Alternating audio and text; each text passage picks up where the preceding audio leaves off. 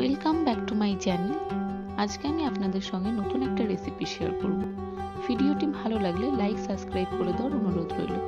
চলুন দেখে নেওয়া যাক আজকের রেসিপিতে কি কি উপকরণ লাগছে। প্রথমেই নিয়ে নিয়েছি বোনলেস চিকেন, যেটাকে আমি ভালো করে ম্যারিনেট করে নিয়েছি।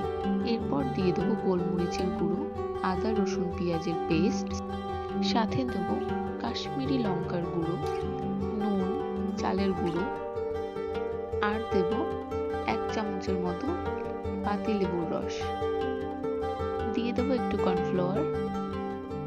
আমি হলুদটা আগে দিতে ভুলে গেছিলাম, তাই এখন দিয়ে দিচ্ছি। এবারে একটা ডো তৈরি করে নিয়েছি। এবারে নিয়েছি সামান্য পরিমাণ বেসনটাকে ভালো মতো গুলিয়ে নিয়েছি। আর আগে থেকে যে ডোটা তৈরি করে রেখেছিলাম সেটা থেকে বানিয়ে নেব ছোট ছোট চিকেন বল। প্রথমেই চিকেন বলগুলোকে আমি বেসনে চুবিয়ে নিয়েছি। তারপর আমি ওপর দিয়ে বিস্কুটের গুঁড়ো ছিটিয়ে নিয়েছি। আমি আগেই বিস্কুটের গুঁড়ো করে রেখেছিলাম।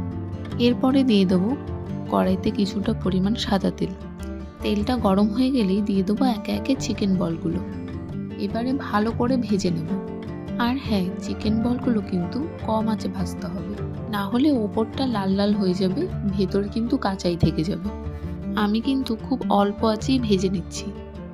দেখুন এবারে কত সুন্দর লাল লাল হয়ে গেছে, ভেতরটাও কিন্তু খুব সুন্দর হয়েছে। এবারে আমি চিকেন বলগুলো নামিয়ে নিয়েছি। আমি সার্ভ করেছি কিষান সজের সঙ্গে। আবার দেখা হচ্ছে নেক্সট ভিডিওতে। Bye bye.